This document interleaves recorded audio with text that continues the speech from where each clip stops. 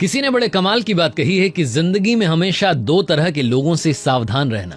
पहले वो जो आप में वो कमी बताएं जो आप में है ही नहीं, और दूसरे वो जो आप में वो खूबी बताएं जो आप में है ही नहीं। हाय गाइस, मेरा नाम है आरजे कार्तिक। एक छोटी सी कहानी आपके लिए। ये कहानी एक राजा की, एक राजा जिसके कोई संतान नहीं थी, राज्य को कोई उत्तराधिकारी नहीं दे पाया था। समस्या ये थी कि उसकी उम्र हो चली थी, बूढ़ा हो चला था, और अब जरूरत थी कि अगले राजा का नाम अनाउंस किया जाए। राजा ने अपने मंत्रियों से बात की, डिस्कस किया कि क्या किया जाए, इस समस्या का समाधान क्या निकाला जाए। तो मंत्रियों ने कहा कि काम कीजिए राजा साहब, आप किसी भी बच्चे को अडॉप्ट कर लीजिए और उस बच्चे को अगला राजा घोषित कर दीजिए। वो आपका बेटा होगा, अगला राजा बन जाएगा, कहीं कोई समस्या नहीं है। कुछ विद्वानों से डिस्कस किया तो उन्होंने कहा कि काम क्यों नहीं करते, आपके पास में इतने बुद्धिमान मंत्री हैं, उनमें से किसी एक को चुन लीजिए जो सबसे अच्छा, सबसे बुद्धिमान है, सबसे ज्यादा पसंद है आपको, उस एक को चुन लीजिए और उसे अगला राजा अनाउंस कर दीजिए। राजा को लेकिन ये सजेशंस पसंद नहीं आ रहे थे। एक बार एक विद्वान आया, उसने कहा कि काम क्यों नहीं करते, इतिहास भरा पड़ा है, बहुत सारी कॉम्पिटिशन्स अब तक हुई हैं राजाओं को चुनने के लिए, तो क्यों ना आप एक प्रतियोगिता करवाएं और उसमें जो सबसे अच्छा हो, सबसे बढ़िया विनर निकले, उसी को आप अनाउंस कर दें, कहीं कोई समस्या नहीं है, ये तो बरसों से होता है, इतिहास कहता है। राजा को थोड़ा सा आइडिया जम गया, उसने कहा कि काम करते हैं, कॉम्पिटिशन तो नहीं करेंगे लेकिन इंटरव्यू रखते हैं, मैं पर्सनली सबसे एक एक करके मिलूंगा, मेरे कुछ सवाल होंगे, उनके वो जवाब देंगे, और अगर मुझे वो ठीक लग गए तो उनमें से जो सबसे अच्छा लगेगा उसे राजा अनाउंस कर दूंगा। राजा की बात थी, कोई ना नहीं कह सकता था, सबने कहा हाँ जी बहुत बढ़िया बात है राजा साहब, ये कर लेते हैं। लेकिन एक छोटा सा सुझाव है, आप क्राइटेरिया फिक्स कर लीजिए, आप मतलब एक फिल्टर लगा दीजिए कि इस एज ग्रुप के ही लोग आ सकते हैं, इस टाइप के लोग आ सकते हैं, ताकि क्या होगा कि भीड़ कम हो जाएगी। राजा ने कहा कि नहीं, मेरे पास में बहुत वक्त है, मैं दिन भर अब यही करूंगा, मुझे अगला राजा चुनना है, आप चिंता मत कीजिए, बस अनाउंस करवा दीजिए, पूरे राज्य में घोषणा करवाइए कि कोई भी आकर के इंटरव्यू दे सकता है। राजा ने जब ये कह दिया और जब ये घोषणा हो गई तो उस राज्य के शहरों में, कस्बों में, गांव में बात फैल गई। एक छोटे से गांव में किसान था, उसका एक बेटा था, उसको ये बात मालूम चली तो उसने पापा से जाकर कहा कि पापा जी, मैं भी जाकर के एक बार कोशिश करना चाहता हूं, मैं भी राजा बनना चाहता हूं। तो किसान ने कहा कि बेटा, हम किसान हैं, हम कहाँ राजा, तुम कहाँ सपने देख रहे हो, और इस सब में फालतू अपना समय मत लगाओ। लड़के की जिद थी, उसकी मम्मी ने कहा कि अरे भेज दो ना एक बार। तो पापा जी मान गए।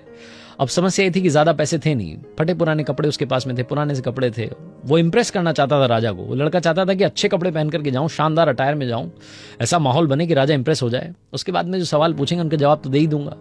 तो उसने अपने पापा से कहा कि पापा कुछ पैसे मिल जाते, ज्यादा पैसे थे नहीं, पड़ोसी से कुछ उधार लिया, एक शानदार सी जैकेट बनवाई, और मम्मी पापा का आशीर्वाद लेकर के वो लड़का चल पड़ा। जो राजधानी थी वहां पहुंचने वाला था, परकोटे के बाहर ही उसने देखा कि एक भिखारी बैठा हुआ था सड़क के किनारे, और जोर जोर से आवाज लगा रहा था कि कोई मेरी मदद कर दो, कोई मेरी मदद कर दो। सर्दी का मौसम था, वो भिखारी ठिठुर रहा था, उसके पास में कपड़े नहीं थे। ये लड़का उसके पास गया तो उसने कहा कि बड़ी उम्मीद से आपसे मांग रहा हूं, कुछ मुझे पहनने के लिए, ओढ़ने के लिए दे करके चले जाओ। लड़के ने देखा इसके पास में क्या था, सिर्फ एक जैकेट था जो कि उधारी के पैसों से पहना हुआ था, वो पैसे जो थे वो भी उधार के थे, उससे वो जैकेट पहन करके आया था, वो भी चुकाना था। अब लड़के के मन में 50 सवाल आ गए कि क्या होगा, मान लो मैं राजा नहीं बना, पहली बात तो उधारी चुकानी पड़ेगी, दूसरी बात ये जैकेट चला जाएगा, तीसरी सबसे बड़ी बात, इस जैकेट से तो इज्जत बचाने के लिए, इज्जत बनाने के लिए लेकर के आया हूं। फिर लड़के के मन ने कहा कि अरे मदद करो, जरूरी है, बाबा को ठंड लग रही है। बिना देरी के लड़के ने वो जैकेट उतार करके बाबा को दे दिया। वो जो भिखारी बाबा थे उनकी मदद करी, उसके बाद आगे चल दिया। अब आगे चला तो 50 सवाल दिमाग में चलने लगे कि क्या होगा, राजा पर पहला इंप्रेशन कैसा होगा, क्योंकि कहते हैं ना कि पहला इंप्रेशन जो होता है वो लास्ट इंप्रेशन होता है। लड़का अंदर गया, वहां उस नगर में जो राजमहल था वहां पहुंचा, सैनिकों ने कहा कि भैया आइए, बैठिए, आपके आराम की व्यवस्था की गई है। बहुत सारे इंटरव्यू देने के लिए लोग आए हुए थे, वहां जाकर के आराम करने लगा, 2-3 घंटे आराम किया, लंबा रास्ता तय करके आया था। उसके बाद में तैयार हुआ, बाल बाल बनाए, कंघी की। अब कपड़े तो वही पुराने पहने हुए थे, वो जैकेट तो जा चुका था। उस कमरे में पहुंचा जहां पर राजा साहब इंटरव्यू करने वाले थे, वहां पहुंचा तो राजा वहां पर नहीं था।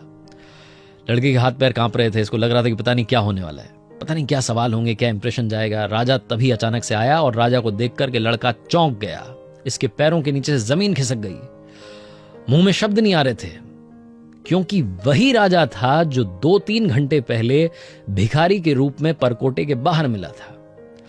अब लड़का हड़बड़ाते हुए बोलने लगा, बोल नहीं पा रहा था, तो इशारों में उसने पूछा कि वही हो जो मिले थे? तो राजा ने कहा हाँ, मैं वही भिखारी हूं जो तुमसे 2-3 घंटे पहले मिला था। राजा ने जब ये बोला तो लड़के में हिम्मत आ गई। लड़के ने कहा कि ये क्या कर दिया, मेरे पास में एक ही जैकेट था, वो भी आपने ले लिया। लड़का उसी जैकेट में उलझा हुआ था। लड़के ने कहा कि ये कौन सी परीक्षा आप ले रहे हो, मैंने तो वहां मदद करी, आपने तो जैकेट भी रख लिया, अब मुझे तो ये भी नहीं पता कि आप राजा बनाओगे कि नहीं बनाओगे। राजा ने कहा कि अरे चिंता मत करो, वो छोटी सी परीक्षा थी जो मैं ले रहा था।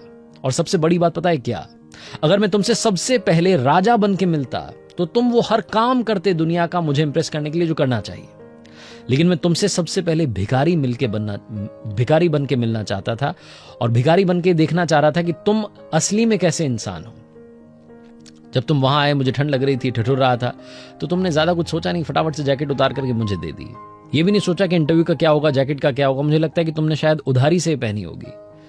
तुम्हें देख करके लगता नहीं कितना पैसा तुम्हारे पास में होगा, तुम गरीबी में शायद जी रहे हो, लेकिन तुमने बिना कुछ सोचे वो मदद कर दी। सबसे पहले तो बेटा अपना जैकेट लो, और दूसरी बात, अब से आज से तुम इस राज्य के अगले राजा होंगे।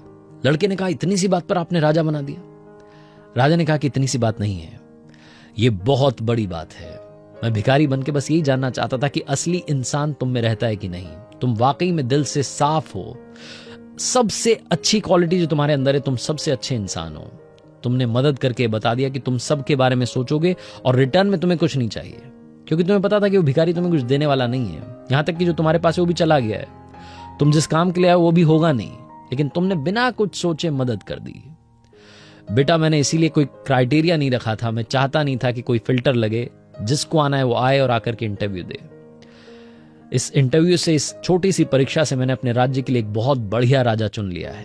छोटी सी कहानी है लेकिन बहुत कुछ सिखाती है कि हम सब चाहते हैं कि सब हमसे प्यार करें, लेकिन सबसे बड़ी बात, क्या सबसे हम प्यार करने के लिए तैयार हैं? क्या हम सबसे प्यार करने के लिए तैयार हैं बिना किसी स्वार्थ के? कहीं ना कहीं कोई ना कोई लॉजिक जुड़ा होता है, इसलिए हम लोगों से बात कर रहे होते हैं, रिश्ते बना रहे होते हैं। लेकिन जिंदगी में कोई काम बिना किसी स्वार्थ के करके देखिएगा, जब आपने वो काम किया और रिटर्न में आपको कुछ नहीं चाहिए, आप देखना आपके 40 काम अपने आप अच्छे होते चले जाएंगे। और जिंदगी में वो कहते हैं ना कि 1% से रह गया, छोटी सी गलती हो गई, वो बिल्कुल ऐसे बाउंड्री पर जाकर के चूक गया, वो गेंद बाउंड्री पर जा रही थी, चौका लगने वाला था और थोड़ी सी पहले रुक गई। वो जो 1% वाले काम रुक जाते हैं, वो काम अपने आप होने लगेंगे। मैंने कई कहानियों में कहा है कि पैसा तो हर इंसान कमाता है, दुआएं कमाना शुरू कीजिए, क्योंकि दुआएं ही जिंदगी में चमत्कार करती हैं। आरजे कार्तिक हर कहानी के आखिरी में कहता है, आज भी कहेगा, कर दिखाओ कुछ ऐसा कि दुनिया करना चाहे आपके जैसा। कुछ अच्छा अच्छा अच्छा अच्छा आज कुछ अच्छा सुनते हैं।